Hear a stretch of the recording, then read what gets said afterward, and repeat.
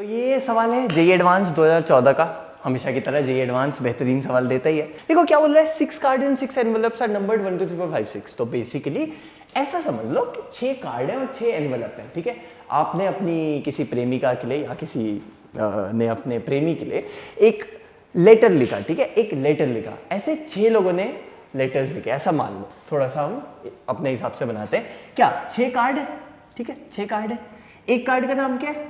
C1 मान लो, दूसरे का C2, C3, C4, C5, C6 और ऐसे 6 एनवेलप है, E1, E2, E3, E4, E5 और E6। अच्छा, अब जो पोस्ट करता है, क्या बोलते हैं उसको, पोस्टमैन। हाँ, जो पोस्टमैन था उसका पोस्टमैन थोड़ा सा वैसा था। उसने बोला थोड़े मजे लेते हैं बच्चों के।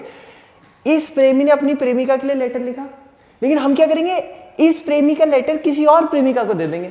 ठीक है, और हम क्या करेंगे, हर प्रेमी का लेटर किसी और प्रेमिका को जाएगा। ऐसा कुछ उसने कंडीशन बना दी। देखो क्या बोल रहा है, and cards are to be placed in envelope so that each envelope contains exactly 1 card. हर एनवेलप में एक कार्ड हो, and no card is placed in the envelope bearing the same number.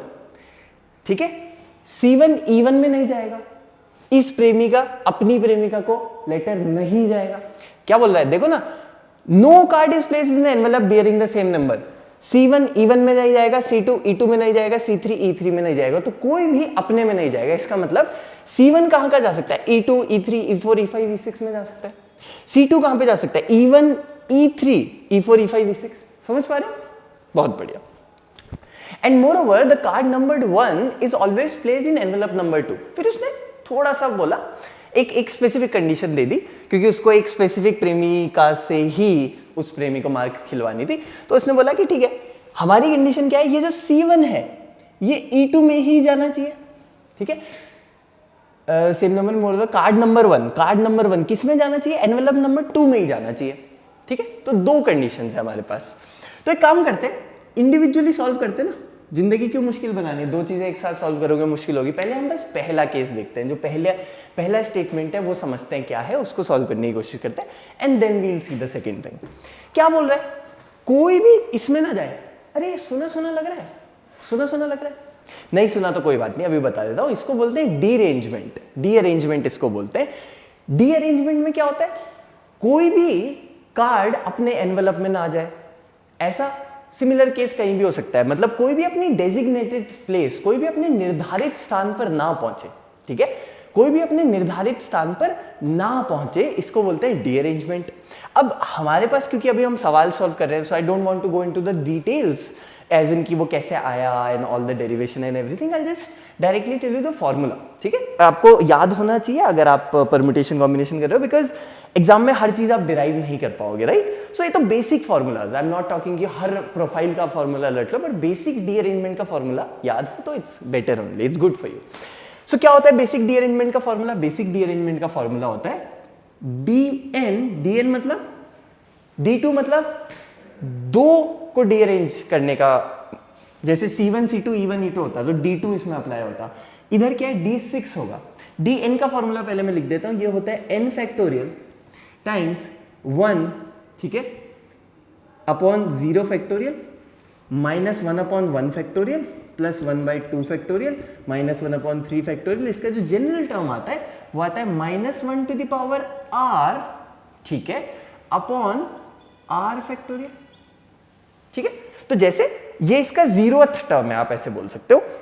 तो -1 to the power 0 upon 0 factorial, ऐसे करके आप देखोगे आपको समझ में आ जाएगा। तो जो भी ऑड वाले होंगे 1 फैक्टोरियल 3 फैक्टोरियल 5 फैक्टोरियल वहां पे माइनस आता है। जो भी इवन वाले होंगे 2 फैक्टोरियल 4 फैक्टोरियल 6 फैक्टोरियल वो प्लस में आते हैं। सिंपल, बहुत सिंपल, बहुत बढ़िया। ठीक है, तो ऐसे करके ये रहता है। ये होगा इसका जनरल टर्म, और अगर ये लास्ट टर्म हुआ तो ये n हो जाएगा। समझ में आ रहा है? सिंपल, बहुत बढ़िया। तो ये n तक जाएगा, ये इसका जनरल टर्म है। और अगर इसको हमें n फैक्टोरियल के लिए देखना हो तो r की जगह हम यहाँ पे n रख सकते हैं। ठीक है, ऐसे चलते चलते n तक। अच्छा, हमारे लिए क्या है, 6 है ना, 6 कार्ड है, 6 एनवेलप। तो D6 की वैल्यू हमें निकालनी है।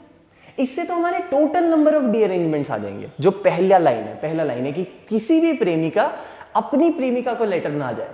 ठीक है, उसके नंबर ऑफ केसेस आ जाएंगे कि किसी भी, या उल्टा किसी भी प्रेमिकाएं बुरा ना माने, अगर प्रेमिकाएं किसी प्रेमी के लिए लिख रहे हैं तो वो वाला केस। ठीक है, चलो तो d6 कितना होगा 6 फैक्टोरियल इंटू 1/0, 0 फैक्टोरियल कितना 1, तो 1 - 1 plus 1/2 factorial minus 1/3 factorial plus 1/4 factorial minus 1/5 factorial plus 1/6 factorial. बहुत बढ़िया, कैलकुलेट करना है, 8th क्लास का बच्चा भी कर लेगा, बस फैक्टोरियल समझा देना उसको, तो कर लो आप, 8 से तो ज़्यादा ही हो बड़े, तो 726 फैक्टोरियल कर लेना कैलकुलेट। 1 - 1 कितना 0, ठीक है, एलसीएम ले लेता हूँ 6 फैक्टोरियल, ठीक है, तो 720 यहाँ पे आ जाएगा।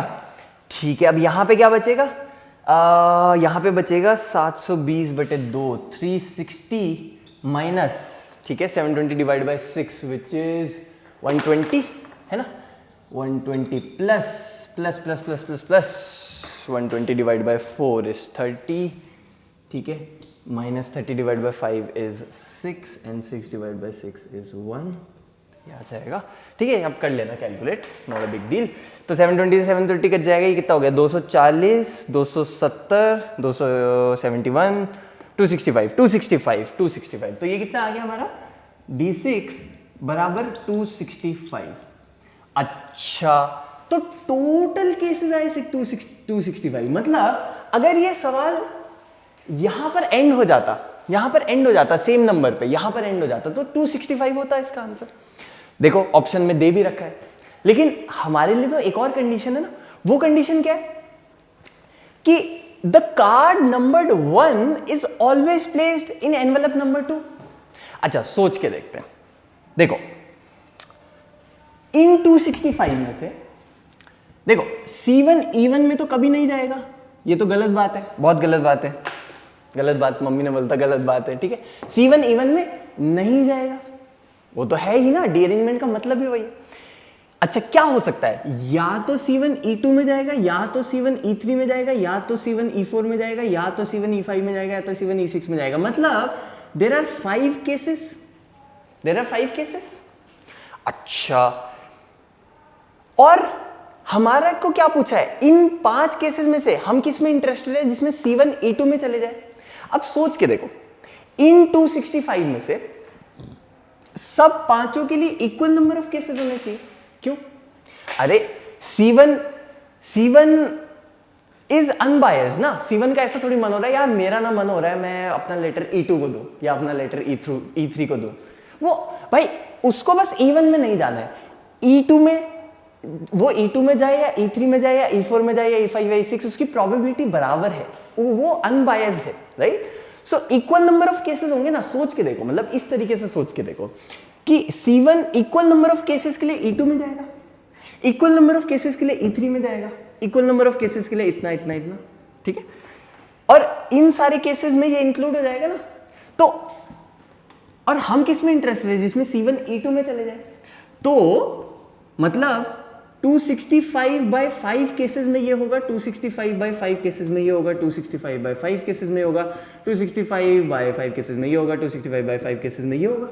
हम किस में इंटरेस्टेड है, केवल इस वाले में, समझ पा रहे हो, जिसमें C1 E2 में चले जाए, तो कितना हो गया 265 divided by 5 which will be 5 5 जा 3, मतलब 5 5 जा 1 बचा 53। बहुत बढ़िया, तो ऑप्शन है C, तो इसका ऑप्शन C सही है। समझ पा रहे हो? तो देखो क्वेश्चन सिंपल था, बस वही है, आपको रीअरेंजमेंट का कॉन्सेप्ट पहले से पता होना चाहिए, परम्यूटेशन एंड कॉम्बिनेशन के बेसिक्स पहले से पता होना चाहिए, और आपको क्या पता होना चाहिए, और आपको हाँ एक बहुत इंपॉर्टेंट चीज जो परम्यूटेशन के ऑलमोस्ट हर सवाल में आना चाहिए, वो है सोचना। आपको सोचना आना चाहिए, स्पेशली एडवांस के सवालों में, ठीक है।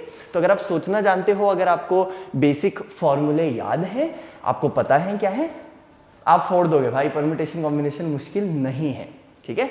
चलो बढ़िया, गुड।